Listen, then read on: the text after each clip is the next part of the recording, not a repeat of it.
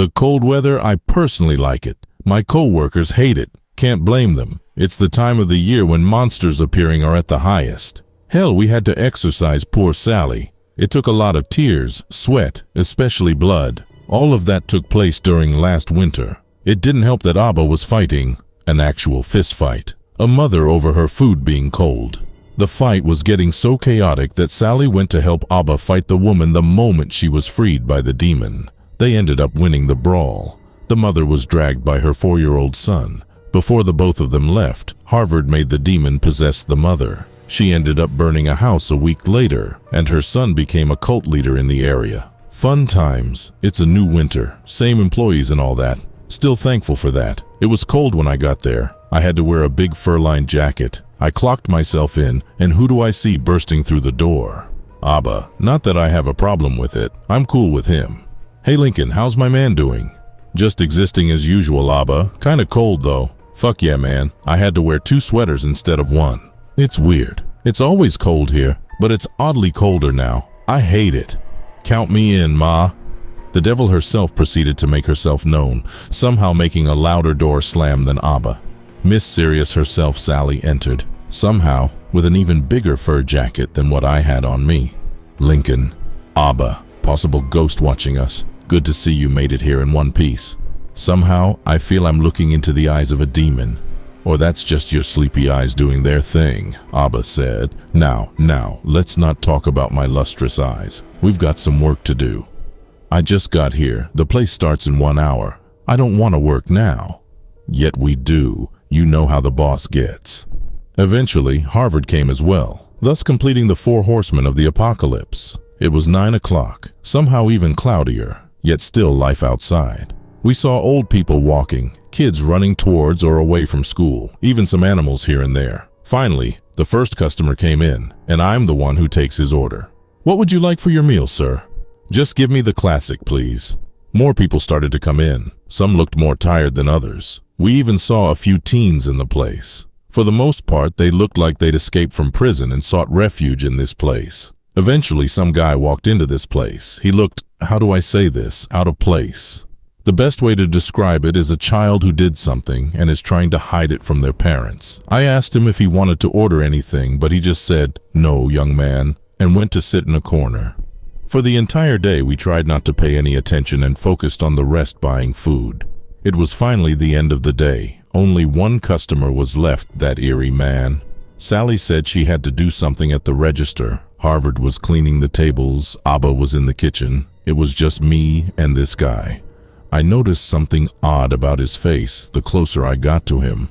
His eyes were red, the dark circles worse than the last time I saw him. His smile, too, looked so doll-like, a forced smile you make when you take a photo. Yet the one thing that freaked me out the most was his fingers. Those fingers were freakish, almost disgusting. He just stood there, not moving a bit. Hey man, this place is about to close. Time to wrap it up. What? I don't know what you mean by that. If I didn't make myself clear, it's time to get out, my guy. But I want to eat. I'm really hungry. Loud banging was coming from the other end of the room. It was Harvard. The hell was he doing? And why the hell was he banging on the bathroom door? Hey kid, we're about to close. Get the hell out, said Harvard. Hey man, what the hell is going on over there? Some little guy rushed into the building and sprinted towards the bathroom. I tried to stop him, but he was slippery actually.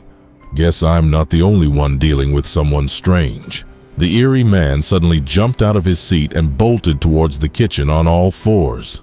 A loud scream was coming out of the bathroom. It was blood-curdling, making Sally drop all of the money she was counting. The fuck?" came from the kitchen. Sally looked like she was trying to figure out what to do. Harvard was now holding something in the bathroom, something dangerous, and God knows what Abba was doing in there with the man. Then Abba came out with the man, who now looked like a demon, right behind him.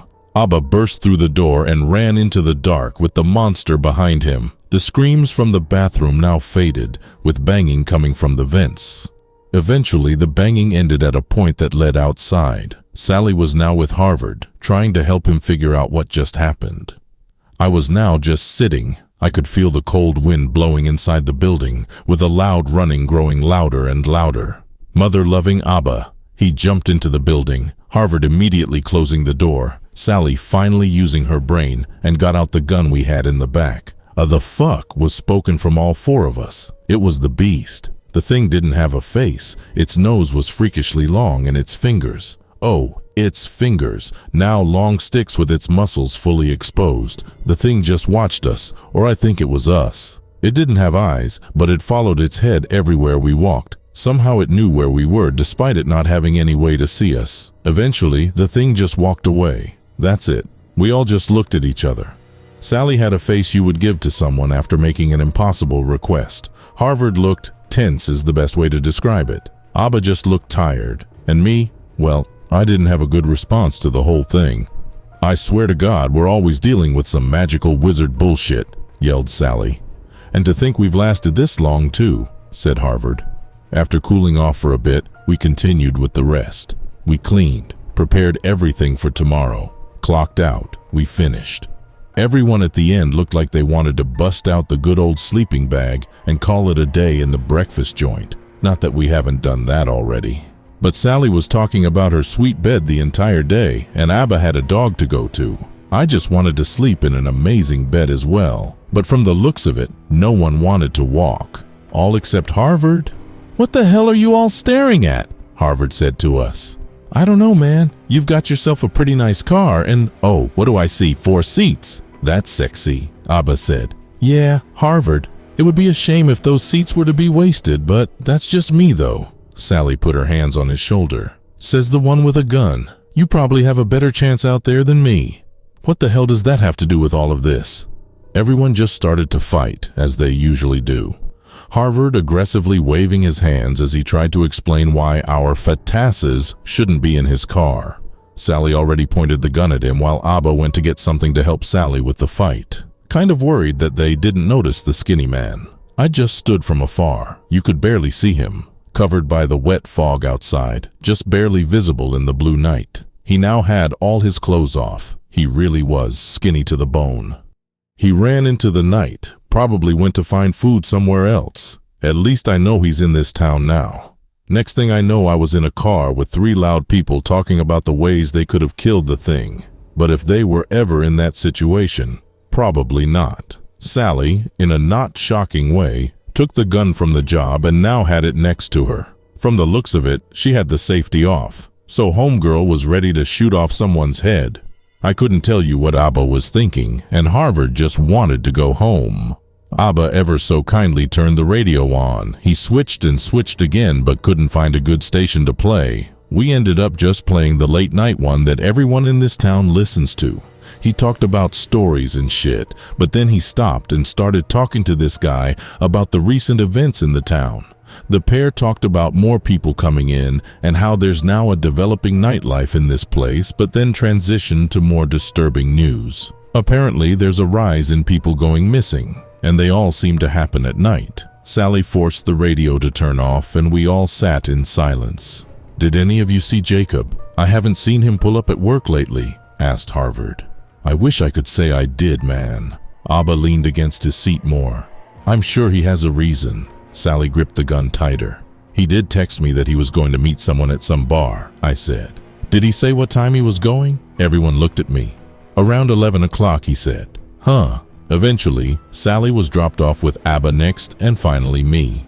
I gave Harvard the cleanest handshake I'll ever give someone and went to my apartment.